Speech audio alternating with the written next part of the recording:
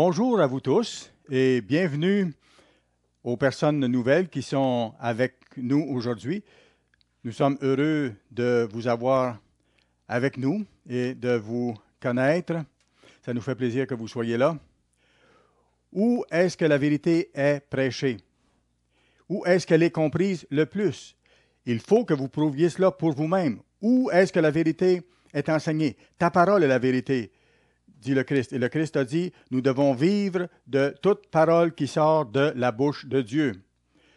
Et tout au long du Nouveau Testament, à plusieurs reprises, le Nouveau Testament cite l'Ancien Testament en tant que la parole de Dieu. Les Écritures, le Christ en a parlé de cette façon-là, et les auteurs des livres du Nouveau Testament l'ont fait également. Le Nouveau Testament l'explique clairement que Jésus-Christ et les apôtres ont magnifié la loi de Dieu. Il y a certaines lois de l'Ancien Testament qui ont été abolies, comme les lois cérémonielles et les lois des sacrifices, alors que les sacrifices représentaient le sacrifice parfait du Christ qui allait venir. Ces choses-là ont été abolies avec la venue du Christ. Mais la loi spirituelle de Dieu, les 10 commandements, n'ont pas été abolis ni cloués à la croix, comme certains disent. Lisez notre littérature et vérifiez ça dans votre Bible. Vous allez le voir clairement. Il n'y a rien dans la Bible qui dit cela. Je suis prêt à vous donner 1000 $ de mon argent personnel. Je ne suis pas riche, mais je peux vous donner 1000 $ si vous me prouvez par la Bible que le sabbat a été aboli ou que la loi spirituelle de Dieu a été abolie ou clouée à la croix. J'ai prouvé ces choses-là, mais chacun d'entre vous, vous devez faire ces choses-là. Vous devez prouver pour vous-même ces choses-là, que vous soyez nouveau ou ancien, même vous, les anciens dans l'Église. Vous devez prouver ces choses-là. Écoutez, dans le passé, lorsque l'apostasie est arrivée, des milliers d'entre nous ont quitté parce qu'ils n'avaient pas prouvé pour eux-mêmes et par eux-mêmes dans la Bible ce que Dieu commande. Étudiez vous-même la Bible. Voyez ce que le Christ a fait. Le Christ est notre exemple. C'est lui la lumière. Quel jour le Christ a-t-il observé? Le sabbat. Quelle fête annuelle a-t-il observé?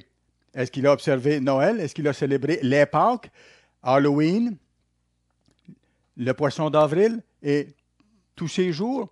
Voyez ce que la Bible dit. Il faut que le Christ vive sa vie en nous. C'est là une question fondamentale concernant le christianisme vécu. Comprenons bien. Qui comprend et enseigne la vérité? C'est là que la vraie Église se trouve. Il faut que vous compreniez cela et que vous en soyez convaincus. M.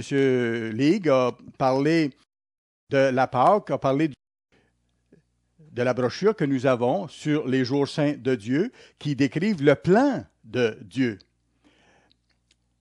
Et dans le Nouveau Testament, la première fête est appelée la Pâque. Ce n'est pas la fête des Pâques, ça a été changé dans l'histoire. Les chrétiens originaux ont observé la Pâque. Et nous observons la Pâque parce que c'est ce que le Christ nous a commandé de faire. C'est ce que nous faisons et c'est ce que nous allons faire même dans le monde à venir. Je vais en parler un peu plus tard, mais lorsque vous devenez membre de la vraie Église de Dieu, il faut que vous le prouviez par vous-même. On ne pousse pas les gens vers la conversion et vers le baptême. Il faut qu'ils aient le temps de savoir, de prouver les choses pour eux-mêmes. Lorsque vous décidez de vraiment vous repentir et que vous voulez vous convertir, il faut que vous prouviez les choses pour vous-même, pour être solide dans la vérité. Et assurez-vous que ces choses-là viennent de la Bible. C'est là le fondement du christianisme. Alors, je vais vous parler un petit peu de la Pâque ici. Il y a 2-3 semaines, j'ai donné un sermon là-dessus, alors je ne veux pas répéter. Mais le Christ est notre Pâque. Il est l'agneau de Dieu. Alors, je veux parler aujourd'hui du vrai Jésus-Christ de la Bible. Les différents aspects de notre souverain sacrificateur, de notre grand frère, de notre grand roi qui vient bientôt. Allez à l'évangile de Jean, s'il vous plaît. L'évangile de Jean, chapitre 1, et vérifiez ce que je vous dis. Ne croyez pas ce que je vous dis sans vérifier. Faites-le vous-même, vérifiez. l'Évangile de Jean, chapitre 1, et le verset 1. Au commencement était la parole, et la parole était avec Dieu, et la parole était Dieu. C'était le porte-parole de Dieu. Il était le porte-parole de la famille de Dieu. Celui qui est devenu Jésus plus tard. Il n'était pas encore né dans la chair humaine. Et il est désigné ici comme étant le porte-parole de Dieu. Au commencement. Ça remonte très très loin. Dans le fond, c'est infini dans le passé. Au commencement était la parole, et la parole était avec Dieu, et la parole était Dieu. Elle était au commencement avec Dieu. Toutes choses ont été faites par elle, par le Christ. Qui était le Christ? Il avait été avec Dieu depuis toute l'éternité. Un temps infini dans le passé. C'est difficile pour des êtres humains de saisir l'éternité. Alors, ça dit ici, au commencement était le porte-parole et était Dieu. Et le Christ est cette personnalité que Dieu a utilisée pour parler aux êtres humains. Et le Christ est celui qui a créé. Le Père a décidé de créer les choses par Jésus-Christ, celui qui est devenu Jésus de Nazareth. Alors, toutes choses ont été faites par elle, par le porte-parole, et rien de ce qui n'a été fait sans elle. Il a créé le soleil, les étoiles, les montagnes, les vallées, les animaux. Il vous a donné la vie. Il a créé l'humanité. Et il était le représentant du Père, son porte-parole. En elle était la vie, et la vie était la lumière des hommes. La lumière, lui, dans les ténèbres. Le Christ est la lumière. C'est lui qui nous a donné l'exemple. Pas un exemple, mais l'exemple parfait que nous devons suivre. La lumière, lui, dans les ténèbres, et les ténèbres ne l'ont pas reçu. Et après, il parle de Jean. Allons au verset 10 maintenant. Lui, le Christ, était dans le monde, et le monde a été fait par lui, par elle, par la parole ou le porte-parole, et le monde ne l'a point connu. Le Christ a grandi dans la religion juive à l'époque, mais c'est lui qui avait créé le monde. Et c'est pas surprenant que lorsqu'il était sur la mer de Galilée, il a calmé les eaux. Ce n'était pas étrange parce que c'est lui qui l'avait fait. C'est lui qui l'avait créé. Il est le Tout-Puissant qui a créé la mer de Galilée. Le monde a été fait par elle et le monde ne l'a point connu. Les Juifs l'ont rejeté. Ils l'ont mis à mort. Plusieurs disent, si nous avions un ministre parfait aujourd'hui, si nous avions quelqu'un de parfait avec une belle voix, une belle personnalité, nous serions convertis. Ah oui? Que dire du Christ? Ils ne l'ont pas suivi. Les gens détestent la vérité. Les gens détestent ce qui est vrai parce que ça les aveugle. Ils aiment les ténèbres, ils aiment ce qu'ils font, de contraire à la loi. Le Christ lui-même était là et ils ne l'ont pas reconnu. Elle est venue chez les siens et les siens ne l'ont pas reçue. Mais à tous ceux qui l'ont reçu, à ceux qui croient en son nom, le mot « nom » dans le Nouveau Testament désigne tout ce qu'est une personne, votre personnalité, votre apparence, votre caractère, votre profession, tout ce que vous croyez, tout ce que vous êtes. C'est ça ce que représente un nom. Écoutez, si par exemple dans le passé, un père avait un fils qui se conduisait mal et qui amenait une mauvaise réputation sur la famille, le père disait, « Mon fils, si tu continues, tu vas amener une mauvaise réputation sur notre famille et on va en payer le prix. » Si le père avait un commerce, le magasin de M. Olivier, par exemple, les gens auraient cessé d'aller à ce magasin-là si le fils se conduisait mal, maltraitait les gens, frappait les gens, les insultait, les injuriait. Alors, un nom, c'est important. Un nom, dans le Nouveau Testament, ça représente ce qu'est une personne. Alors, Dieu a permis que son Fils vienne dans la chair humaine et il nous a donné l'exemple parfait que nous devons suivre. Le Christ et le Père ont conçu la terre et ont conçu de créer l'être humain à leur image. Je n'ai pas le temps ici de lire tout ça, mais vous irez dans Genèse 1 où il est dit qu'ils ont déclaré « Faisons l'homme à notre image ». Genèse 1, verset 26. Le Père et le porte-parole ont dit « Faisons l'homme à notre image ». Ils étaient plus qu'un, ils étaient deux. Créons l'être humain et qu'il domine sur la terre. Alors, Dieu a créé les êtres humains à leur image. Et le but, c'était de leur donner la domination sur toute la création. Voyez-vous, les animaux ont été créés, mais ils n'ont pas une intelligence, un esprit humain comme Dieu nous a donné. Les animaux n'ont pas ça. Dieu nous a donné une imagination créative, une intelligence, un esprit dans l'homme qui nous permet de créer des choses et de devenir, avec l'Esprit de Dieu, des fils et des filles de Dieu. Et un jour, nous naîtrons de l'Esprit et deviendrons membres à part entière de la famille de Dieu. Et Dieu nous dit depuis le début que c'est pour nous donner la domination, l'administration sur la création. Alors, Dieu et son porte-parole ont planifié de créer l'être humain dans cette optique-là. Voyez-vous, il nous faut apprendre des leçons. Et nous sommes dans la chair humaine pour développer le caractère de Dieu, pour apprendre à nous soumettre à Dieu, pour qu'il développe son caractère en nous. On ne bâtit pas le caractère de Dieu par notre force humaine. C'est le Christ qui le fait en nous, en vivant en nous. Et ça nous prépare à vivre éternellement dans le royaume de Dieu. Verset 29 maintenant. Le lendemain, il vit Jésus venant à lui et dit, « Voici l'agneau de Dieu qui ôte le péché du monde. » C'était le Créateur. Depuis le tout début, le Christ savait qu'il allait se dépouiller de sa divinité, de ses prérogatives, de ses pouvoirs, et qu'il allait devenir un être humain, de sorte qu'il puisse mourir sur la croix, verser son sang pour payer l'amende de nos péchés et pour nous réconcilier avec Dieu. Le Christ a payé l'amende de nos fautes à notre place. Depuis le début, il savait qu'il allait devoir venir dans la chair humaine, qu'il allait être l'agneau de Dieu, l'agneau pascal. Voici l'agneau de Dieu qui ôte les péchés du monde. C'est celui dont j'ai dit, c'est Jean qui parle, « Après moi vient un homme qui m'a précédé, car il était avant moi. » Ici, on parle de Jean-Baptiste. Jean-Baptiste est né 6 mois avant le Christ.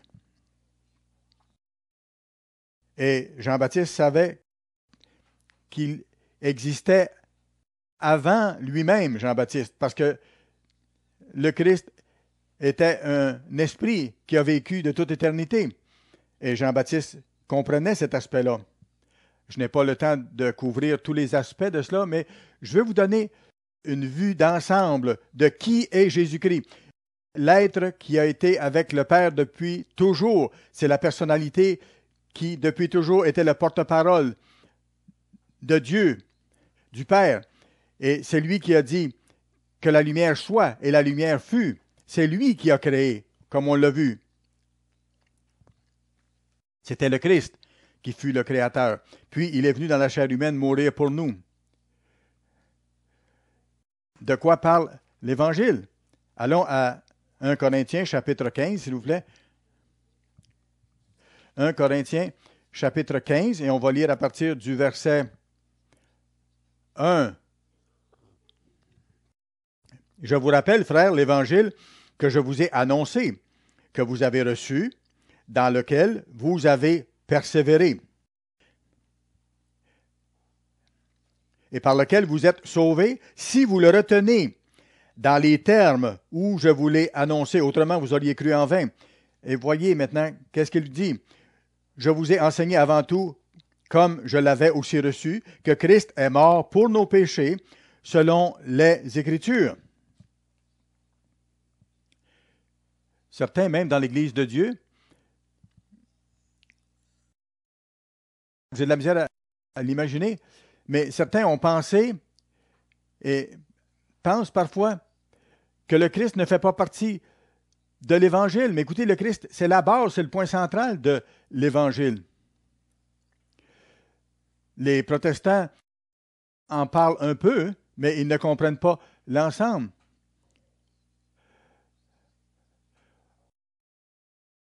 Nous parlons beaucoup de la fin des temps et du retour de Christ parce que nous sommes tout proches de ce temps-là.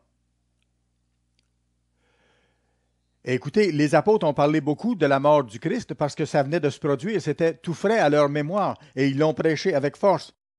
Le Christ est mort pour nos péchés, comme Paul dit ici, et c'est une merveilleuse nouvelle, à savoir que nous pouvons voir nos fautes passées effacées, notre convoitise, nos méchancetés, notre dureté, toutes nos transgressions, et c'est une nouvelle merveilleuse, selon les Écritures.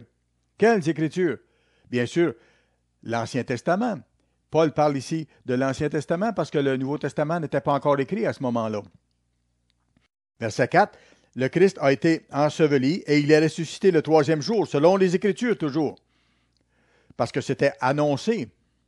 Dans Matthieu 12, versets 38 à 40, c'est écrit que le Christ a accompli la prophétie de Jonas, c'est-à-dire que le Christ a été dans le ventre de la terre, pour ainsi dire, 3 jours et 3 nuits, comme Jonas avait été dans le ventre du grand poisson. Ça ne dit pas que c'était une baleine. Vous ne pensez pas que le Créateur ne puisse pas créer un immense poisson capable d'avaler un homme? C'est le Créateur, c'est le Tout-Puissant.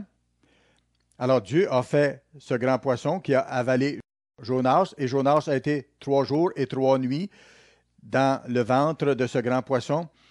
Et c'était une prophétie symbolisant ce qui allait arriver au Christ une fois décédé. Ce n'est pas du tout comme les protestants et les catholiques disent que le Christ est mort le vendredi après-midi et qu'il est ressuscité le dimanche matin. C'est 1 jour et 2 nuits. Ce n'est pas 3 jours et 3 nuits comme la prophétie l'annonce avec exactitude. Le Christ est ressuscité après 3 jours et 3 nuits, selon ce qui est écrit dans les Écritures. Verset 5. Et le Christ est apparu à Céphas, Pierre, puis aux 12. Ensuite, il est apparu à plus de 500 frères à la fois, dont la plupart sont encore vivants. J'ai un petit peu de difficulté, parce que j'ai de la difficulté avec les nouveaux éclairages qu'on a ici. Parfois, ça m'empêche de lire comme il faut. J'ai de la difficulté un peu à vous voir. Cet éclairage puissant est là parce que nous enregistrons le sermon pour l'envoyer ailleurs à travers le monde. Ça m'amène un petit peu de difficulté à lire. Il a été vu par plusieurs frères, 500 au moins. 2 fois le nombre de ce que nous sommes ici. Tout ce monde-là ont vu le Christ après la résurrection. Ils l'ont vu de leurs yeux. Donc, il y avait plusieurs témoins qui l'ont vu après sa résurrection. Plusieurs l'ont vu sur la croix également, avant, alors que le soldat a planté son épée dans le côté du Christ. Ensuite, il est apparu à Jacques, et ainsi de suite, et après à eux tous, et il m'est apparu à moi aussi, comme à l'avorton. Verset 7. Ensuite, il est apparu à Jacques, puis à tous les apôtres. Après eux tous, Paul dit, il m'est apparu aussi à moi, à Paul, comme à l'avorton. Parce que Paul est arrivé sur la scène après les 12 apôtres originaux.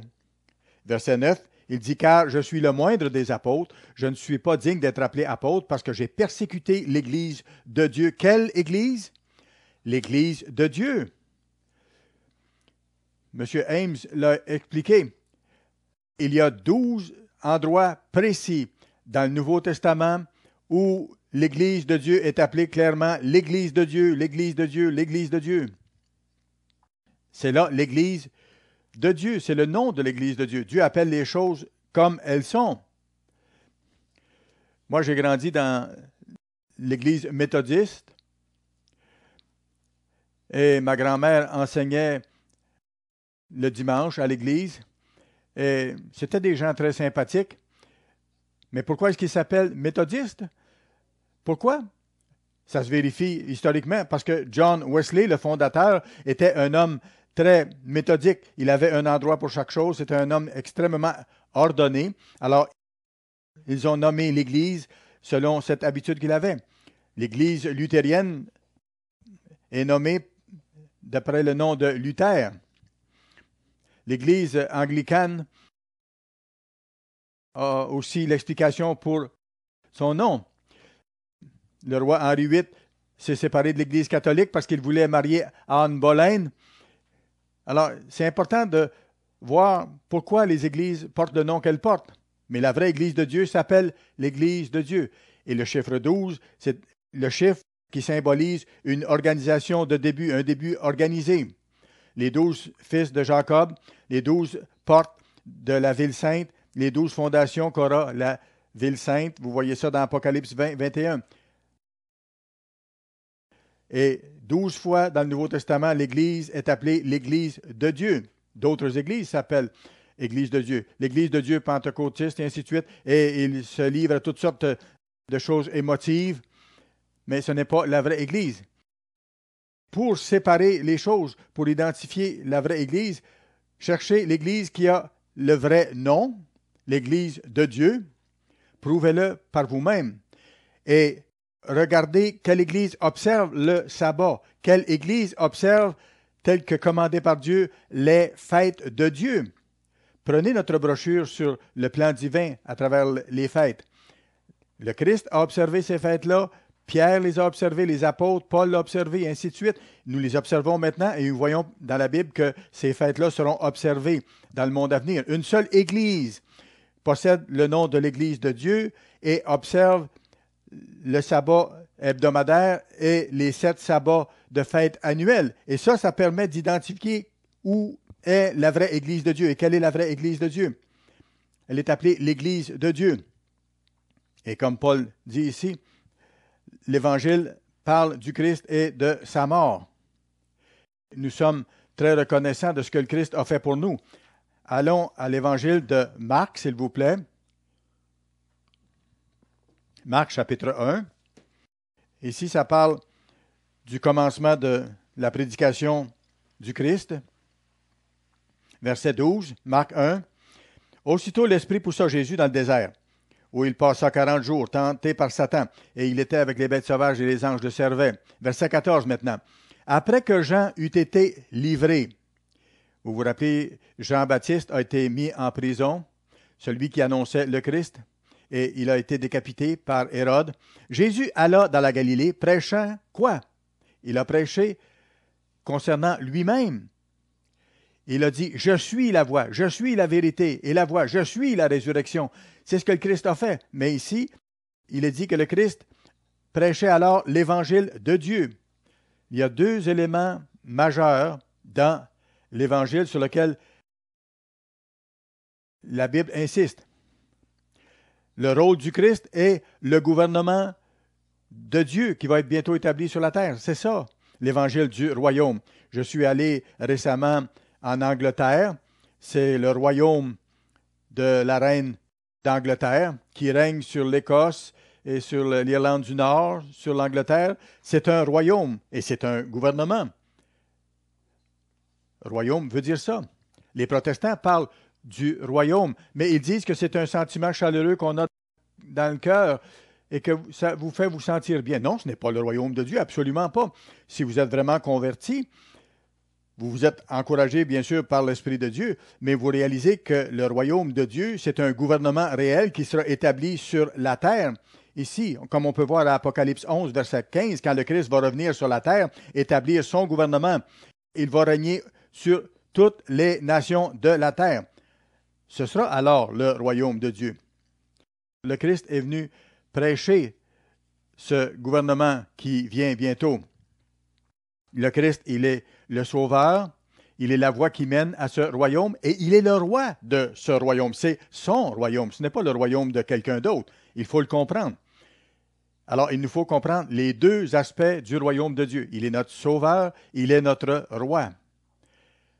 Allons au livre de Actes maintenant, s'il vous plaît. Actes, chapitre 8. Le récit des événements qu'ont vécu les apôtres et les premiers chrétiens. Après la mort du Christ, les disciples étaient dispersés. Verset 4.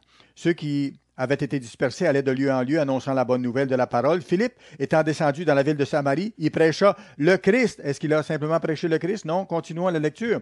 Les foules tout entières étaient attentives à ce que disait Philippe.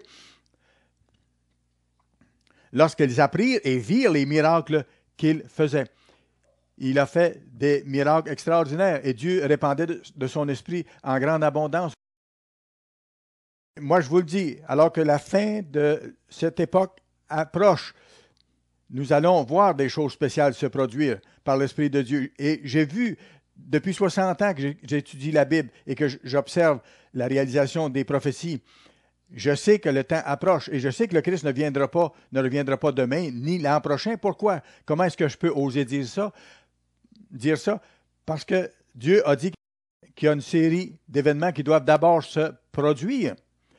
Et Dieu ne trahira pas sa propre parole, sa propre prophétie. Le Christ va revenir sur cette terre dans 10 ans ou 15 ans ou plus, mais peut-être plus rapidement que nous le pensons. Ce sera beaucoup moins que 25 ans, j'espère, et je suis pas mal certain. Nous allons voir ça. Alors, Philippe faisait des miracles. Plus nous allons approcher du retour de Christ, nous devons aller à genoux et demander à Dieu et marcher avec Dieu. Il va nous donner les dons du Saint-Esprit, beaucoup plus et avec beaucoup plus de puissance que maintenant. Nous avons actuellement des guérisons merveilleuses dans l'Église, mais pas autant que nous aimerions avoir. Certaines personnes sont actuellement guéries de façon surnaturelle. Et je vous le dis, à vous, les nouvelles personnes qui sont ici, j'ai déjà été à l'Église pentecôtiste ou à d'autres assemblées où on disait faire des miracles extraordinaires devant des foules. Je suis allé voir ça. Je suis allé les entendre à quelques occasions. Et je me rappelle d'un homme sourd. Il était allé en avant et le monsieur là, qui prêchait a pris sa tête et il a dit « Soyez guéris, soyez guéris, soyez guéris ». Et il s'est approché de lui et il a dit « Est-ce que vous m'entendez maintenant ?» Et l'homme a dit « Oui ». Et j'ai parlé à cet homme-là après l'assemblée. Je lui ai demandé « Est-ce que vous avez toujours été complètement sourd ?» Et il a dit « Non, j'entendais un petit peu ». Je lui ai dit « Est-ce que vous vous sentez mieux maintenant? Est-ce que vous entendez mieux? » Il fallait que je lui parle fort. Il a dit « Non, pas pour le moment. »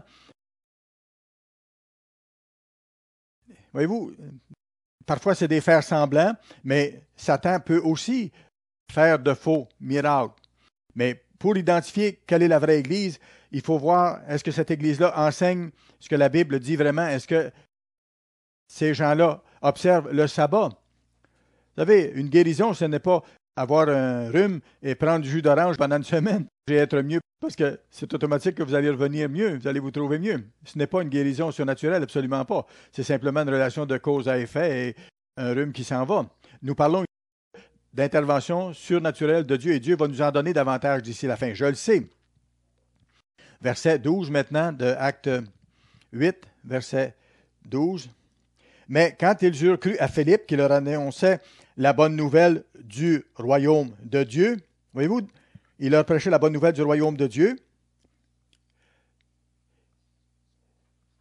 Il a prêché le prochain gouvernement mondial qui va venir, qui va être établi par le Christ sur toute la terre.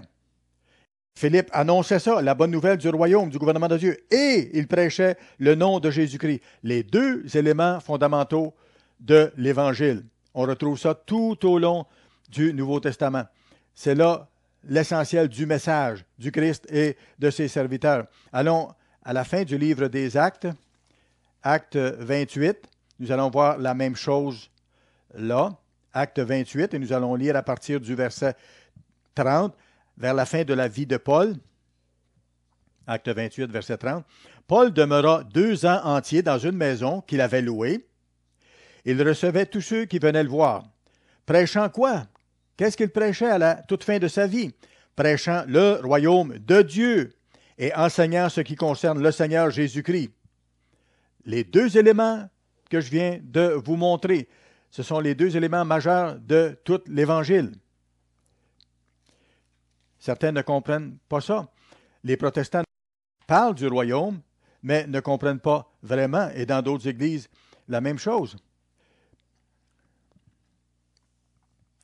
Voyez-vous, on voit ici qu'est-ce que c'est vraiment l'Évangile, les deux éléments majeurs. Allons à Actes chapitre 3 maintenant. Actes chapitre 3 et le verset 19.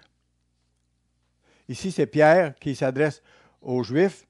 Repentez-vous donc et convertissez-vous pour que vos péchés soient effacés, afin que des temps de rafraîchissement viennent de la part du Seigneur et qu'il envoie celui qui vous a été destiné, Jésus-Christ. Le Christ est venu sur la terre, il a donné sa vie, il est retourné au trône de son Père et il va revenir tel que promis. Il va revenir bientôt, que le ciel doit recevoir jusqu'au temps du rétablissement de toutes choses. Il y a un temps qui approche où tout sera restauré. Les voies divines, les lois de Dieu seront connues par toute la terre, seront enseignées par toute la terre. Et la vérité va remplir la terre comme l'eau remplit le fond de la mer, comme il est écrit dans l'Ancien Testament. Un temps de rétablissement de toutes choses, dont Dieu a parlé anciennement par la bouche de ses saints prophètes d'autrefois. Les prophètes de Dieu ont parlé de ce royaume qui s'en vient bientôt. On parlait du Messie, on parlait du roi des rois. Et Dieu parle de ces gens-là qui ont annoncé ça comme de ces saints prophètes qui ont annoncé la vérité. Et il nous faut, comme il nous a commandé, vivre selon toute parole de Dieu. Et à ce moment-là, quand les apôtres ont prêché et que le Christ a fait son ministère, il y avait seulement l'Ancien Testament qui était écrit. Les Écritures qu'on appelle. Alors le Christ revient bientôt et son royaume sera établi sur la terre. Allons à 1 Thessaloniciens, maintenant le chapitre 4. 1 Thessaloniciens, chapitre 4. Nous allons lire à partir du verset 13. J'ai des petits cartons pour marquer mes pages, pour arriver plus vite que vous au verset. Verset 13. Voici ce que Paul écrit aux Thessaloniciens. Nous ne voulons pas, frères, que vous soyez dans l'ignorance au sujet de ceux qui sont décédés, c'est-à-dire au sujet de ceux qui sont morts, afin que vous ne vous affligiez pas comme les autres qui n'ont pas d'espérance. Vous savez, les gens parlent d'aller au ciel avec joie, mais quand vient le temps de mourir, ils ont peur de la mort, parce qu'ils ne sont pas vraiment certains de ce qui les attend au-delà de la mort. Ils pensent qu'ils vont aller au ciel, mais ils ne savent pas ce que ça va être. Ils ont peur de la mort. On ne doit pas avoir peur de la mort. Et on ne doit pas être dans des afflictions outre mesure. On est attristé par la perte d'un être cher, mais on sait qu'on va revoir la personne à cause de la résurrection. Et surtout, à l'époque où on est rendu, la résurrection aura lieu très bientôt. Verset 14, car si nous croyons que Jésus est mort et qu'il est ressuscité, croyons aussi que Dieu ramènera par Jésus et avec lui ceux qui sont décédés. Alors c'est une promesse. Si nous croyons que Jésus est mort et qu'il est ressuscité, croyons aussi que Dieu ramènera par Jésus et avec lui ceux qui sont décédés. Voici en effet ce que nous vous déclarons d'après la parole du Seigneur. Nous, les vivants, restés pour l'avènement du Seigneur lorsque le Christ viendra. Certains d'entre nous, beaucoup d'entre nous vont être encore vivants lorsque le Christ va revenir. L'apôtre Paul pensait que c'était de son temps. Il avait cette impression-là. Il n'avait pas compris cet aspect-là. Nous, les vivants, restés pour l'avènement du Seigneur, nous ne devancerons pas ceux qui sont décédés. En d'autres termes, les serviteurs de Dieu qui sont morts dans l'histoire vont être ramenés à la vie au moment du retour de Christ. Puis, ceux d'entre nous qui seront encore vivants seront transformés et vont se joindre aux autres pour accueillir le Christ dans les airs. Mais ils n'iront pas au ciel. Absolument pas. Ils vont rencontrer le Christ dans les airs, dans l'atmosphère de cette planète, et ils vont redescendre sur le mont des Oliviers avec le Christ. Le Christ ne vient pas enlever les gens pour les amener au ciel. Le Christ descend du ciel, et à ce moment-là, ses serviteurs transformés, ressuscités, vont aller le rencontrer et ils vont redescendre sur la terre. Verset 16, car le Seigneur lui-même a un signal donné à la voix d'un archange, au son de la trompette de Dieu descendra du ciel. Et ça va arriver du vivant de la plupart d'entre vous. Il n'y a rien de plus enthousiasmant que ça. Et on voit les prophéties commencer à se réaliser de façon extraordinaire. On voit les gouvernements au Moyen-Orient être renversés les uns après les autres. Et on va voir arriver le Mahdi qui va être en charge des nations musulmanes, qu'on appelle le roi du Sud, que la Bible appelle le roi du Sud. Et on voit ces choses-là se préparer, se développer. Nous allons voir les États-Unis et les nations de langue anglaise être déchues et chuter. On voit ces choses-là arriver maintenant. Plus que jamais, on voit nos nations décliner. Et nous allons entendre à un moment donné le son de la trompette. Les montagnes seront ébranlées. Ce sera le moment les plus excitants, enthousiasmants de toute l'histoire de l'humanité parce que le Christ viendra, le Christ descendra. Les morts en Christ ressusciteront premièrement. Ensuite, nous, les vivants, verset 17, qui seront restés, nous serons tous ensemble enlevés avec eux sur des nuées à la rencontre du Seigneur dans les airs. Ça ne dit pas que nous allons au ciel, parce que le Christ va descendre sur la terre, comme on voit dans Zacharie. Et ainsi, nous serons toujours avec le Seigneur. Où sera-t-il? Nous serons sur la terre pour le premier 1000 ans du royaume de Dieu. Verset 18, consolez-vous donc les uns les autres par ces paroles. Pour ce qui est des temps et des moments, vous n'avez pas besoin, frères, qu'on vous en écrive, car vous savez bien vous-même que le jour du Seigneur viendra comme un voleur dans la nuit. Ça va venir soudainement. Il nous faut vraiment surveiller les événements mondiaux. Nous vivons dans des temps très bouleversés, mais excitants en même temps, parce que nous approchons du retour de Christ. Les gens vont penser que tout va bien aller une fois que l'Europe aura conquis nos pays israélites. Ils vont penser que la paix est arrivée. Ils vont dire paix et sécurité. À ce moment-là, l'Église aura été amenée à un lieu de sécurité. Et quand les nations israélites auront été amenées en captivité, les gens dans les différents pays de l'Europe vont se moquer de nous. Mais ça ne durera pas longtemps parce que le Christ va revenir en tant que roi des rois.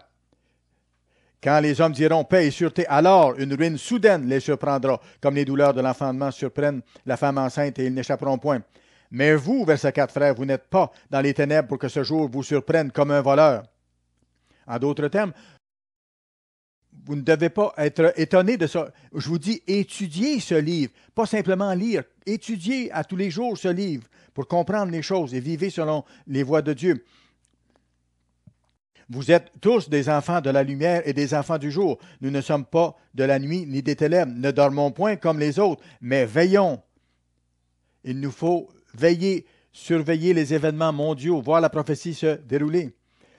On peut voir dans Luc 21, comme dans Matthieu 24, on voit la description de toute la série d'événements qui doivent se produire précisément d'ici le retour de Christ. Le Christ a dit, veillez et priez toujours pour être jugé digne d'échapper à ces choses qui viennent et de paraître debout devant le Fils de l'homme. Il nous faut veiller et prier. Il faut étudier ce livre, voir ce que la prophétie dit. Ce sont des choses enthousiasmantes. Étudiez votre Bible. J'espère que vous le faites. Prouvez les choses. Si vous avez des questions dont vous n'êtes pas certain, demandez des questions. Si vous avez des questions, venez me voir après l'Assemblée. Je ne pourrai pas rester jusqu'à minuit, mais écoutez, je veux répondre à toutes vos questions. La vraie Église de Dieu comprend. Nous comprenons. Et nous comprenons le plan de Dieu et le but de Dieu. J'ai déjà parlé à des gens de d'autres églises. Ils comprennent parfois une toute petite vérité. Et après ça, ils sont perdus complètement. Ils ne comprennent pas le plan de Dieu. Ils ne comprennent pas ses fêtes, ni son sabbat. Ils ne comprennent pas. Ils parlent du Christ, ils parlent de Dieu, ils parlent de l'amour, mais ils ne comprennent pas Dieu ni son plan. Lisez votre Bible et vivez selon ce que Dieu vous dit. Assurez-vous de vivre selon les voies de Dieu. Nous sommes contents que vous posiez des questions et que vous vérifiez les choses. La vérité peut être prouvée et la vérité de Dieu, elle est puissante. Il n'y a pas d'argument contre la vérité de Dieu si vous êtes disposé à vouloir comprendre. Ceux qui veulent comprendre peuvent comprendre. On peut demander à Dieu et Dieu nous guide. Vous êtes ici parce que Dieu vous a appelé. Allez plus loin. Le Christ est l'agneau pascal, il est mort pour nos fautes et le Christ va revenir très bientôt en tant que roi des rois et seigneur des seigneurs. Et il revient sur cette terre. Il nous faut veiller et être prêts pour ça. Voyons maintenant un autre aspect du royaume. Le Christ est le sauveur, c'est le grand roi qui va venir. Allons dans Zacharie 14. Zacharie chapitre 14. Le livre de Zacharie, c'est comme un livre qui fait le pont entre l'Ancien Testament et le Nouveau Testament. Plusieurs des versets de Zacharie expliquent ce qui s'en vient dans le Nouveau Testament et ce qui s'en vient dans les temps juste devant nous. Zacharie 14 et le verset 1. Voici, le jour de l'Éternel arrive. Zacharie a été inspiré par Dieu de décrire ce qui s'en vient. Le jour de l'Éternel arrive, le jour de Christ, et tes dépouilles seront partagées au milieu de toi. Je rassemblerai toutes les nations pour qu'elles attaquent Jérusalem. Je suis allé à Jérusalem à 4-5 reprises, et certains d'entre vous aussi. C'est une toute petite ville sur la terre. La ville sera prise, les maisons seront pillées et les femmes violées. La moitié de la ville ira en captivité. Voyez bien, ça a été écrit il y a très longtemps. Ça a été écrit, le livre, attendez un peu, je vais vérifier. Ça a été écrit à peu près 500 ans avant que le Christ vienne sur la terre. Donc, ça fait plus de 2500 ans maintenant. Le Dieu de la Bible a inspiré Zacharie d'écrire que Jérusalem allait continuer d'exister à notre époque et que Jérusalem allait être divisée. Est-ce que Jérusalem est une ville divisée maintenant? Oui, c'est bien le cas. Il y a les Juifs d'un côté et les Arabes de l'autre côté. Et ils sont en lutte, en conflit constamment. Le Christ va revenir à une ville divisée. La moitié de la ville ira en captivité. Ce sera la moitié juive de la ville. Mais le reste du peuple ne sera pas exterminé de la ville. Verset 3. Alors l'Éternel paraîtra et il combattra ces nations comme il combat au jour de la bataille. De quoi est-ce qu'il parle? Il parle de la deuxième venue de Christ. D'ici 10 ou 15 ans, il va revenir. Ses pieds se poseront en ce jour-là au ciel? Non, sur la montagne des Oliviers. Voilà l'endroit précis où le Christ reviendra. Verset 9, un peu plus loin, l'Éternel, le Christ, sera roi de toute la terre. Non pas dans le ciel, mais sur la terre. En ce jour-là, l'Éternel sera le seul Éternel et son nom sera le seul nom. Verset 16, un peu plus loin. Vous lirez vous-même les autres versets. Je n'ai pas le temps de lire tous les versets ici. On ne veut pas aller jusqu'à minuit ce soir. Alors, verset 16 ici. Tous ceux qui resteront de toutes les nations à ce moment-là venus attaquer Jérusalem, et à peu près toutes les nations de la terre seront représentées dans les armées qui viendront là, lorsque le Christ reviendra. Alors tous ceux qui resteront de toutes les nations venues contre Jérusalem monteront chaque année pour adorer le roi, l'Éternel des armées, le Christ. Et pour célébrer quoi? Est-ce qu'ils vont célébrer Noël, le jour du poisson d'avril, les Pâques, Halloween? Non, pour célébrer la fête des tabernacles. Vous, certaines personnes nouvelles parmi nous, vous n'avez pas entendu ce nom-là déjà, comme ça a été mon cas lorsque j'ai sorti de l'Église méthodiste. J'avais jamais entendu parler de la fête des tabernacles. C'est là un des 7 jours de fête de Dieu. C'est une des 7 fêtes commandées par Dieu. Nous sommes actuellement des pionniers qui célébrons ces fêtes-là et nous nous préparons à servir le Christ pour enseigner ces nations-là dans le monde à venir.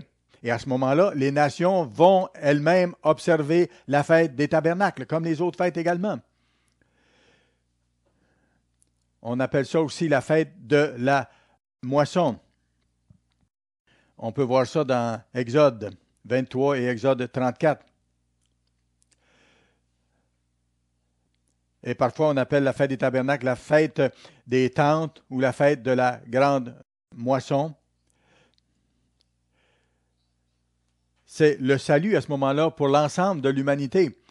C'est à ce moment-là que Dieu va commencer à sauver toute l'humanité. Des gens disent, comment ça se fait que vous êtes si petits, vous, l'Église de Dieu? Il faut comprendre la réalité derrière ça. Si Dieu essayait aujourd'hui de sauver toute l'humanité, il sauverait toute l'humanité. Il est El Shaddai, le Tout-Puissant. Et la plupart des gens dans le monde ne sont pas chrétiens et ne seront pas chrétiens tant que le Christ ne reviendra pas et qu'ils ne se verront pas enseigner la vérité. Vous savez, si Dieu était en train actuellement de vouloir sauver le monde, il le ferait. Pour le moment, il appelle un tout petit troupeau en préparation pour être ses sacrificateurs, ses enseignants et ses rois qui vont administrer la planète et enseigner les nations dans le monde à venir. Alors, on voit que les nations ici vont devoir observer la fête des tabernacles. S'il y a des familles de la terre, verset 17, qui ne montent pas à Jérusalem pour adorer le roi, l'Éternel des armées, la pluie ne tombera pas sur elles.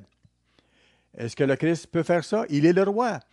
Les protestants pensent encore à Jésus comme un tout petit Jésus dans la crèche ou voient Jésus sur la croix comme avec quelques gouttes de sang qui coulent de sa tête ou de ses mains et c'est tout.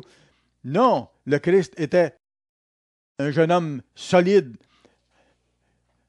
C'est lui qui s'est présenté au temple et qui a tourné les tables et qui a chassé les vendeurs du temple. Il avait de l'amour, mais il était vigoureux, il était fort. Et il revient bientôt en tant que roi des rois, seigneur des seigneurs. Il est le Tout-Puissant. C'est le Dieu de la création. C'est le chef de l'armée de l'Éternel. Et lorsqu'il reviendra, il va gagner et il va devoir combattre pour gagner. Certains vont dire, ah, c'est cruel. Non, c'est la chose à faire. Et c'est ce que le Christ va devoir faire. Qu'est-ce qui est arrivé aux gens sur le Titanic? Vous avez déjà vu ce film. Pourquoi est-ce que Dieu a laissé mourir les gens du Titanic? Pourquoi Dieu a laissé mourir les gens dans l'Holocauste lors de la Deuxième Guerre mondiale? Il y a une raison. Dieu l'explique dans sa Bible. Nous savons pourquoi. Il y a seulement un nom par lequel nous devons être sauvés. C'est Paul qui l'écrit et Pierre l'a dit aussi. Dieu n'essaie pas de sauver le monde maintenant, mais lorsque le Christ sera revenu, à ce moment-là, Dieu va intervenir directement. Depuis qu'Adam et Ève se sont détournés, il a laissé l'humanité à elle-même. Prenez notre brochure sur les jours saints qui explique le plan de Dieu. Et vous allez voir qu'après le millénium, tous ceux qui sont morts depuis le début de l'histoire de l'humanité vont avoir leur chance et ce ne sera pas leur seconde chance. Ce sera leur première chance, parce que les gens n'ont jamais eu la chance de connaître le vrai Dieu. Est-ce que les Chinois, qui n'ont jamais même entendu le nom de Jésus-Christ, est-ce qu'ils connaissent Dieu? Est-ce qu'ils ont leur chance maintenant? Absolument pas. Ils ne comprennent pas ça pour le moment. Dieu n'a pas encore ouvert leur esprit à comprendre, mais Dieu le fera pour l'ensemble de l'humanité. Il le fera pour ceux qui seront en vie après le retour de Christ et il le fera au moment de la résurrection de tous les êtres humains qui ont vécu après le millénaire. Et ils auront leur première chance de connaître la vérité. La Bible, c'est merveilleux, vous savez. Lorsque vous comprenez le plan de Dieu, c'est extraordinaire. Tout tombe en place. C'est très logique, c'est très sensé. Alors, les gens, à ce moment-là, vont observer la fête des tabernacles. Et ça dit, au verset 18, c'est la famille d'Égypte.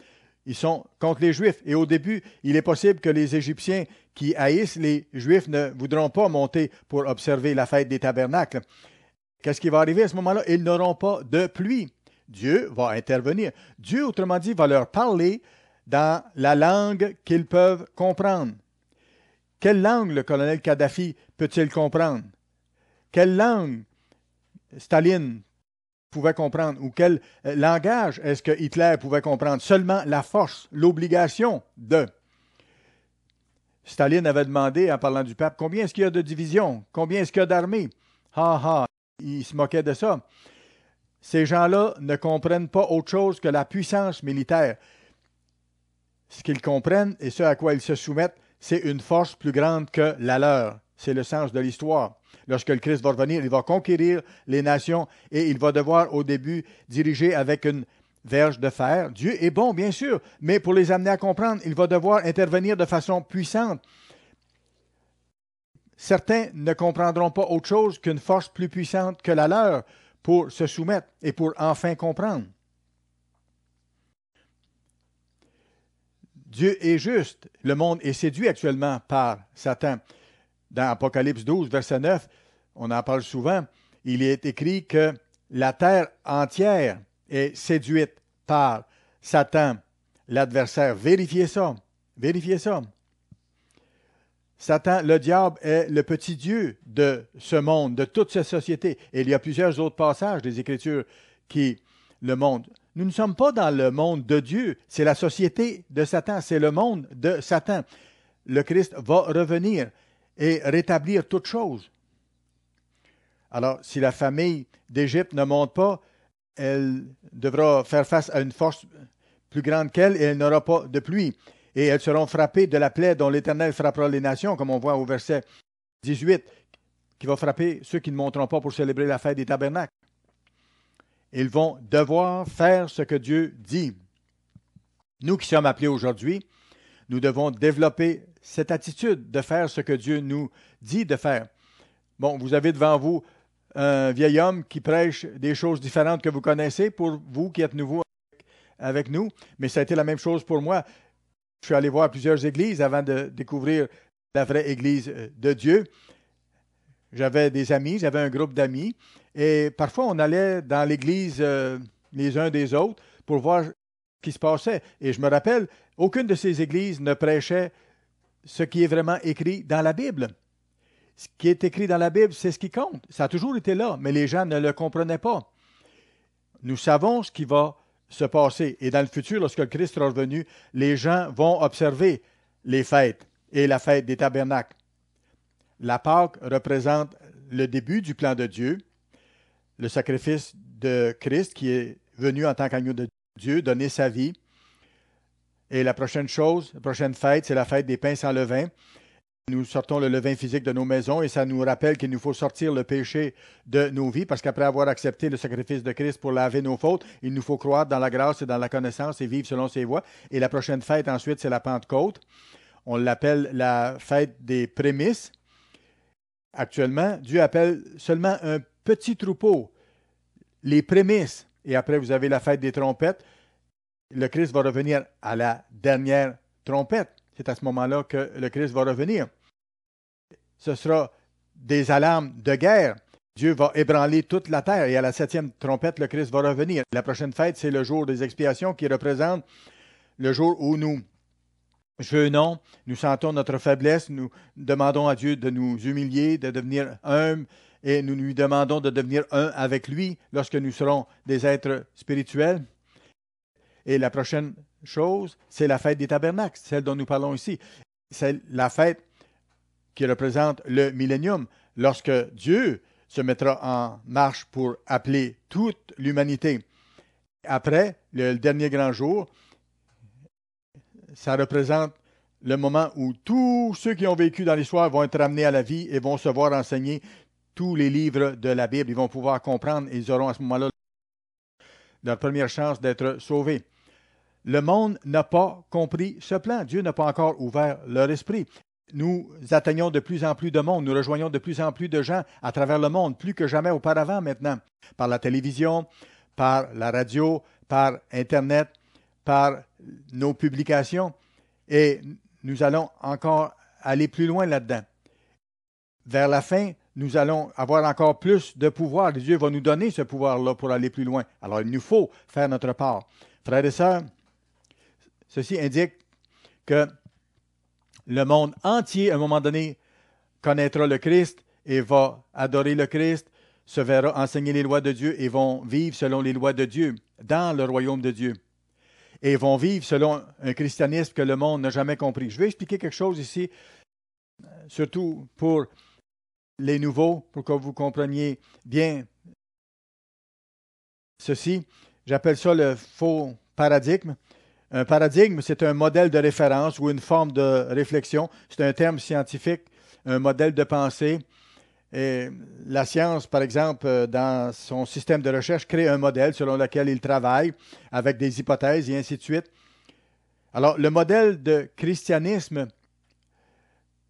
que les protestants et beaucoup adoptent, ce sont des modèles ou des paradigmes humains qui ne sont pas vraiment bibliques. Je me rappelle, lorsqu'on était tout petit, on descendait le matin de Noël et le Père Noël avait passé pour mettre des cadeaux sous les arbres. On nous disait que le petit Jésus était gentil.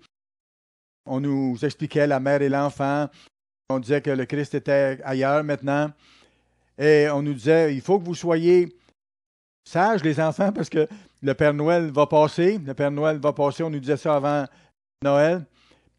Et je me rappelle, dans le temps des Pâques qu'on célébrait, nos parents peignaient des œufs la veille. On les a surpris déjà lorsqu'on était plus grands. Et là, on a réalisé que c'était pas vrai, que les lapins ne pondaient pas des œufs colorés qu'on trouvait le lendemain dans le jardin. Alors, on commence à comprendre ces choses-là. La Bible ne parle pas de ça, absolument pas. Vérifiez les choses dans la Bible. Prenez une concordance. Est-ce que le mot Noël est mentionné dans la Bible quelque part? Absolument pas. Est-ce que les Pâques est mentionné? Non. dans aucune des traductions valables. C'est mentionné à une reprise dans Acte 12, verset 3, dans la version anglaise du King James. Mais les commentaires bibliques disent que le mot original, c'est Pacha, ce n'est pas Easter. Pacha, qui veut dire la Pâque. Qui veut dire la Pâque. Alors, les traducteurs de la vieille version King James ont inclus le mot Easter, qui veut dire les Pâques, parce qu'eux croyaient aux Pâques. Mais Easter, en anglais, ça vient du mot Ishtar ou Astarté. C'était la déesse de la fertilité au printemps. Les païens l'adoraient et les œufs vont avec ça parce que la femme a beaucoup d'ovules pour avoir des enfants. Tout ça est relié à la sexualité et à la fertilité, à cette déesse-là qui remonte à des milliers d'années auparavant. Ça s'est transmis de génération en génération et on retrouve ces mêmes faux paradigmes dans plusieurs grandes religions du monde. Je me rappelle, j'étais allé visiter Istanbul il y a quelques années avec un autre collègue. On a visité une ancienne mosquée qui était devenue une église catholique et qui était devenue par la suite un musée. Et le guide nous expliquait les choses qu'on voyait. Ce n'était pas un jeune homme religieux, on le voyait par ses propos. Alors le guide qui nous recevait nous expliquait des choses et il nous a dit, voici maintenant la statue, c'était une statue avec un visage peint. Il dit, voici la statue de la Vierge Marie. Il a dit, avant ça, c'était la statue de Diane. Et il a continué son explication, mais je l'ai arrêté parce que je voulais avoir des précisions. Je lui ai dit, cette pièce de roche ici, ce morceau de roche que vous appelez la Vierge Marie, est-ce que c'est la statue qui était la statue des Éphésiens, qui représentait la déesse des Éphésiens à Éphèse? Est-ce que ça a été apporté, amené d'Éphèse jusqu'ici à Istanbul? Est-ce que c'est ça? Il dit oui, ça a été transporté jusqu'ici. Alors, ce morceau de roche qui était autrefois une représentation de la déesse Diane dont il est question dans les Actes, a été amené à Istanbul et maintenant ça a été présenté comme la Vierge Marie. Pour lui, c'était simplement drôle. Tout ce paganisme, toutes ces fêtes païennes, tous ces noms païens, toutes ces statues païennes font partie de ce que le monde appelle le christianisme, mais ce n'est pas le vrai christianisme. Alors, dans le christianisme moderne, ils ont toutes sortes de fausses idées. Aujourd'hui, ils observent dimanche, le jour du soleil. En anglais, c'est Sunday, jour du soleil. Et ça remonte longtemps avant le Christ, l'adoration du soleil. En 325, après le Christ, Constantin a changé le sabbat au dimanche. Et à ce moment-là, les païens adoraient déjà le soleil. Et c'est devenu l'adoration du jour du soleil, le Sunday. Alors, ils ont changé le sabbat au dimanche. Ils ont changé ces choses-là. Ils ont introduit les fêtes païennes, ils ont mis des noms chrétiens dessus. Vérifiez ces choses-là dans l'histoire. C'est reconnu. Ça peut être prouvé. Nous avons une brochure sur les jours saints décrivant le plan de Dieu. Nous avons une autre brochure intitulée La restauration du christianisme apostolique. Vérifiez ces choses-là. Prenez la peine d'étudier ces brochures-là. On a une brochure aussi qui s'appelle Le christianisme contrefait de Satan. Vous qui êtes nouveaux avec nous, et même vous les anciens, reprenez ces études-là. Fortifiez votre foi. Vérifiez ces choses-là. Le christianisme dans le monde est faux. Il a été imbu par toutes les faussetés amenées par Satan et qui sont drainées à partir du paganisme historique ancien.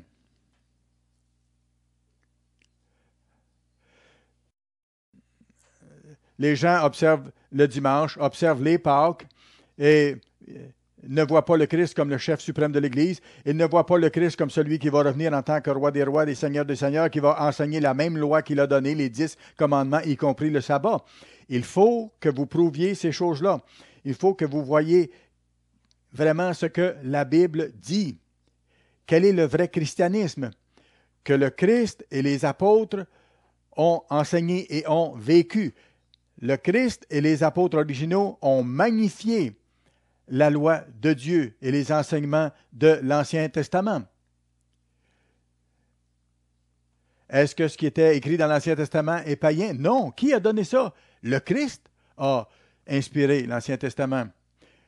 1 Corinthiens 10, verset 4, le Christ était le rocher qui suivait Israël. C'est lui qui a fait ces choses. C'est lui qui a donné le sabbat, qui a institué le sabbat. C'est lui qui a institué les jours saints. C'est lui qui a, de sa voix, tonné les 10 commandements sur le mont Sinaï et qui a dit « Vous n'aurez pas d'autre Dieu devant moi ». Il était Dieu parlant en son nom et au nom de son Père. Il a dit « Mon Père et moi, nous sommes un ». Voilà le vrai paradigme du vrai christianisme. C'est contraire à ce que vous avez appris et à ce que j'ai appris dans les religions du monde. Il faut prouver les choses. Les lois spirituelles de Dieu et ses fêtes n'ont pas été clouées à la croix ou abolies, elles ont été magnifiées. Dieu a enseigné les mêmes choses à ses serviteurs, à Abraham, à Noé, à Isaac, à Jacob. Dieu est venu dans la chair humaine en tant que Jésus-Christ pour donner sa vie. À ce moment-là, le fait d'offrir des victimes animales représentant le sacrifice de Christ, ça, c'était aboli. Alors le Christ va revenir en tant que roi des rois et les gens se verront enseigner les vraies lois de Dieu. Et le 4e commandement, où il est dit « Rappelez-vous le jour du sabbat ». Dans les 10 commandements, il y a juste un commandement où Dieu dit « Rappelez-vous, souvenez-vous ». Parce que Dieu ne veut pas qu'on oublie ce jour-là. Il dit « Rappelez-vous le jour du sabbat ». Souvenez-vous du jour du sabbat pour le garder saint. Est-ce que vous pouvez garder de l'eau froide chaude? Non. Il faut que ce soit chaud au point de départ pour le garder chaud. Le sabbat est saint et on le garde saint. On le garde parce qu'il est encore en vigueur, tout simplement. Dieu nous dit de faire ça et le Christ l'a fait lui-même. Il nous a donné cet exemple. Il nous a dit de marcher sur ses traces. Sur ses traces. Il nous faut observer ces choses-là. Il est notre maître, il est notre enseignant, il est notre dirigeant et il est le chef du gouvernement de Dieu qui sera établi sur toute la terre, basé sur les lois de Dieu. Et il est aussi, le Christ, notre souverain sacrificateur. On peut s'imaginer le Christ à côté de Dieu sur son trône. Il est celui qui intercède pour nous. Allons à Hébreux, chapitre 4, s'il vous plaît. Hébreux, chapitre 4. Nous allons lire à partir du verset 14. Paul écrit ici, « Ainsi, puisque nous avons un grand souverain sacrificateur qui a traversé les cieux, Jésus, le Fils de Dieu, le Christ est notre souverain sacrificateur, il est assis à la droite de Dieu. Demeurons fermes dans la foi que nous professons, car nous n'avons pas un souverain sacrificateur qui ne puisse compatir à nos faiblesses. » Comprenons ça comme il faut, frères et sœurs. Certains ne comprennent pas ça. Quand je ne connaissais pas le vrai Dieu, je ne comprenais pas ça. Je m'imaginais que Dieu était loin, qu'il était un esprit, qu'il ne nous comprend pas. Et il nous comprend. Le Christ nous a créés. Et le Christ est venu dans la chair humaine. Il a vécu dans la chair pendant 33 années et demie. Et il nous a donné l'exemple. Il a été capable de ne jamais pécher et de vivre selon les lois de Dieu. Et c'est lui qui vit en nous si nous avons son esprit maintenant. Le Christ nous comprend. Verset 15, car nous n'avons pas un souverain sacrificateur qui ne puisse compatir à nos faiblesses. Au contraire, il a été tenté comme nous en toutes choses, sans commettre de péché. Le Christ a été tenté de toutes les façons imaginables, tout comme nous. Mais il n'a pas péché. Bien sûr, il avait des pulsions. Écoutez, lorsqu'on a voulu le jeter en bas d'une falaise au début de son ministère, il avait 30 ans, il était solide physiquement. Il était en bonne condition physique. Il devait avoir beaucoup de muscles, une bonne musculature. Et quand ces gens-là ont voulu le jeter en bas de la falaise, il aurait pu en entraîner 2 avec lui, peut-être. Comment est-ce qu'il a réagi? Est-ce qu'il les a frappés? Non. Il a été tenté, mais il n'a pas réagi. Il a vu les belles filles qu'il y avait là à l'époque. Les gens étaient en santé à ce moment-là. Ils étaient absolument très beaux. Les gens mangeaient bien. Ils prenaient beaucoup d'exercices. Donc, il y avait de jolies filles autour. Et il avait sûrement des pulsions par rapport à ça, des tentations. Mais il savait qu'il était marié à Israël et qu'il était venu pour mourir. Alors, avec l'Esprit de Dieu, il a contrôlé ses pulsions et il a utilisé son énergie. Il a utilisé toutes les énergies en lui pour servir le peuple de Dieu et pour accomplir la mission qu'il avait déterminé d'accomplir. Il a rejeté la convoitise. Il a vaincu. Alors, il peut nous comprendre. Il nous comprend, croyez-moi. Alors, nous avons un souverain sacrificateur qui est au trône de Dieu et qui nous comprend. Verset 16. Approchons-nous donc avec assurance du trône de la grâce afin d'obtenir miséricorde et de trouver grâce pour être secourus dans nos besoins. On peut aller au trône de Dieu, notre Père, et lui parler à cœur ouvert. On peut parler même au Christ aussi. On peut parler directement au Christ parfois. La plupart du temps, on parle au Père. On parle toujours en son nom, au nom du Christ, bien sûr. On peut lui demander son aide pour vaincre toutes nos faiblesses. Dieu nous comprend. Le Christ intervient pour nous auprès du Père. On peut lui demander, aide-moi à vaincre mes faiblesses, mes convoitises ou quoi que ce soit. Ça fait partie du vrai christianisme. Un autre aspect, allons à Éphésiens chapitre 1, s'il vous plaît. Éphésiens chapitre 1. Nous allons lire à partir du verset 19. C'est une longue phrase ici. Paul écrivait parfois de longues phrases compliquées. Verset 19, il parle ici de la puissance de Dieu, de la grande puissance de Dieu, et qu'elle est envers nous qui croyons l'infinie grandeur de sa puissance, se manifestant avec efficacité par la vertu de sa force. Il l'a déployé en Christ, en le ressuscitant des morts et en le faisant asseoir à sa droite dans les lieux céleste, au-dessus de toute domination, de toute autorité, de toute puissance, de toute dignité et de tout nom qui peut être nommé, non seulement dans le siècle présent, mais encore dans le siècle à venir. Et il a mis toutes choses sous ses pieds. Toutes choses. Et il l'a donné pour être le chef suprême à l'Église. Le Christ a une Église. Et le Père a mis le Christ en charge de cette Église. Alors, le Christ est au-dessus de nous, de tous les aspects de l'Église, des programmes jeunesse, de l'administration de l'Église, du domaine de la publication, du domaine de la diffusion de nos émissions de télévision et ainsi de suite. Nous ne faisons pas d'erreurs. Nous faisons des erreurs. Il nous arrive parfois de faire des erreurs, comme c'est arrivé à M. Armstrong. Nous ne sommes pas parfaits, personne. Et comme je dis parfois, on ne veut pas faire les erreurs que M. Armstrong a fait. Ne répétons pas ces erreurs-là. Nous allons faire nos propres erreurs. Nous ne sommes pas parfaits, mais Dieu ne nous laisse pas faire d'erreurs graves ou sérieuses qui pourraient mettre l'Église en péril. Dieu n'a pas permis que M. Armstrong fasse d'erreurs majeures.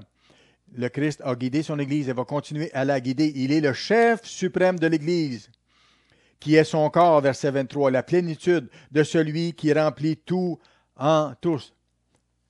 Alors, le Christ a une Église. C'est lui la tête de l'Église et nous sommes les membres. Il nous bénit.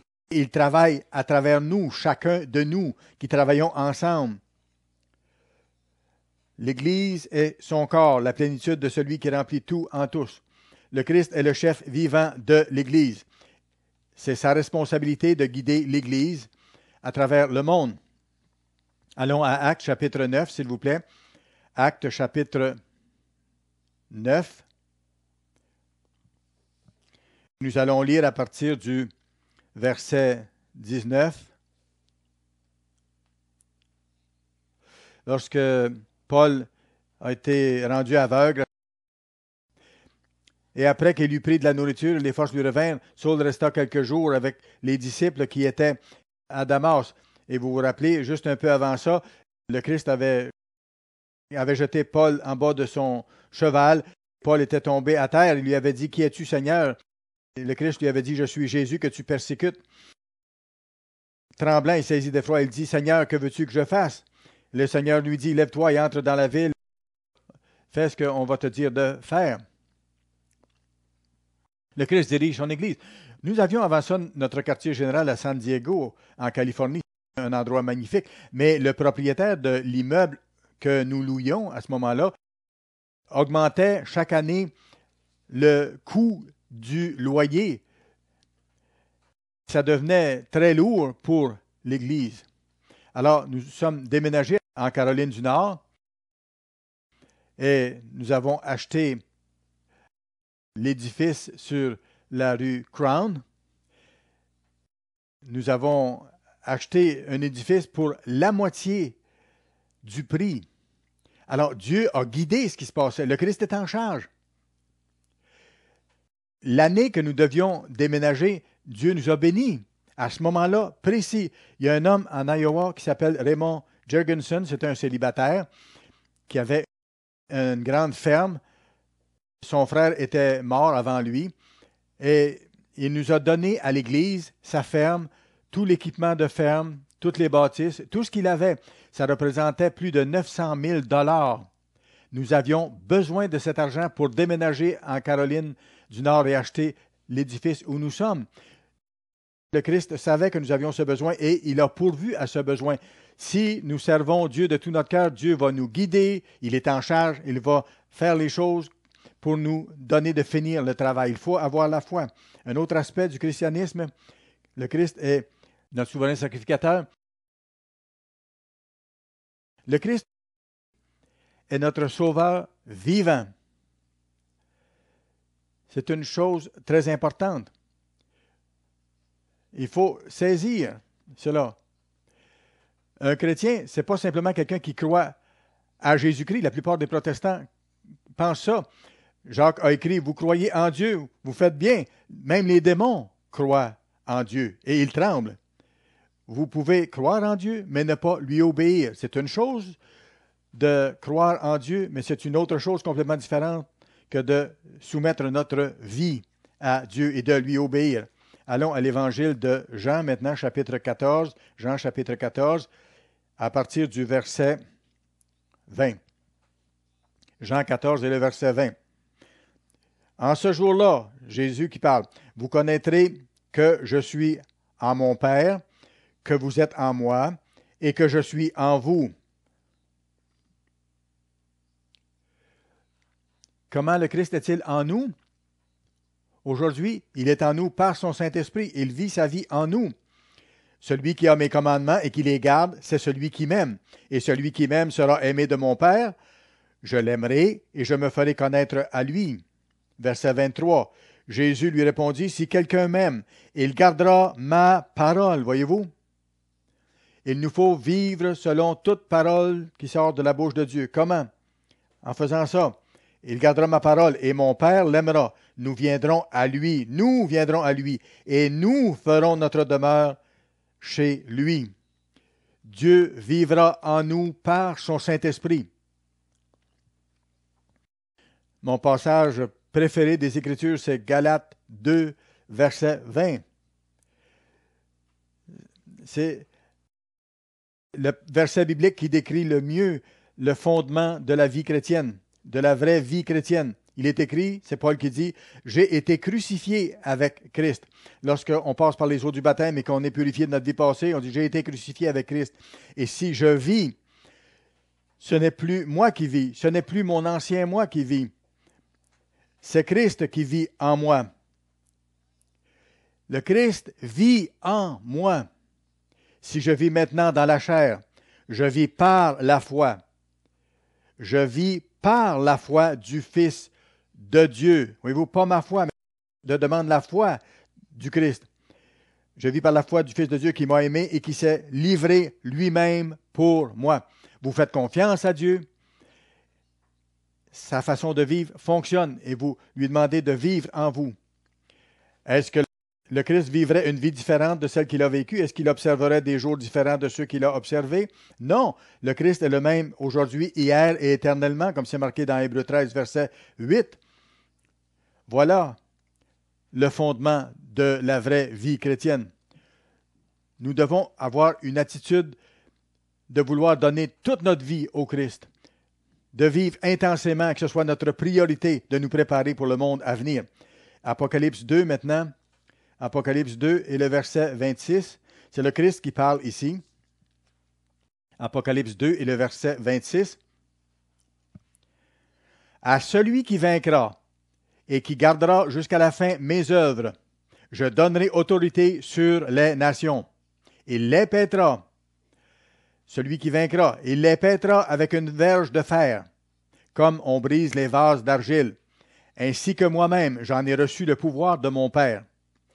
Le Christ revient bientôt en tant que roi des rois et seigneur des seigneurs. Mais ceux d'entre nous qui soumettent toute notre vie à Dieu et qui seront vainqueurs par sa puissance et qui sont fidèles, nous allons régner dans le gouvernement de Dieu. Nous allons assister le Christ en tant que fils et filles spirituels de Dieu. Et nous allons enseigner la vraie voie de vie heureuse aux êtres humains pour qu'ils connaissent la prospérité et le bonheur comme jamais auparavant. Allez à Apocalypse 5 et le verset 9. On parle ici de la prière des saints. Ils, les saints, chantaient un cantique nouveau en disant, tu, en parlant du Christ, tu es digne de prendre le livre et d'en ouvrir les sceaux, car tu as été immolé et tu as racheté pour Dieu, par ton sang, des hommes de toute tribu, de toute langue, de tout peuple et de toute nation. Tu as fait d'eux un royaume et des sacrificateurs pour notre Dieu. Et Dieu travaille avec nous actuellement pour que nous devenions ces saints, pour que nous devenions ces rois, sous le roi des rois, pour régner dans le monde. Mais il faut que déjà le Christ règne sur nous et que nous soyons soumis à sa façon de vivre et à ses voies. Tu as fait d'eux, de nous donc, un royaume et des sacrificateurs pour notre Dieu. Et ils régneront au ciel? Non. Et ils régneront sur la terre. C'est ce qui est écrit noir sur blanc dans la Bible. Le royaume de Dieu sera établi sur la terre, sous la direction de Jésus-Christ. Voilà en quoi consiste le vrai christianisme. Voici qui est le vrai Christ, notre Sauveur, notre souverain sacrificateur. Il est notre exemple. Il vit sa vie en nous. Il est le chef suprême de l'Église. Il est le roi qui vient bientôt, très bientôt. Il faut faire notre part dans l'œuvre aujourd'hui. Il nous faut vaincre nos faiblesses avec l'aide de Dieu pour devenir des fils de Dieu à part entière. Notre récompense sera extraordinaire. Nous allons être nés de Dieu. Nous allons naître de Dieu au moment de la résurrection. Nous allons être ses enfants à jamais. Notre récompense est devant nous et c'est merveilleux. Croyons ces choses-là, prouvons-les et suivons le Christ, imitons-le, laissons-le vivre sa vie en nous par son Saint-Esprit pour que nous accomplissions le but pour lequel nous avons été créés et le but pour lequel nous avons été appelés.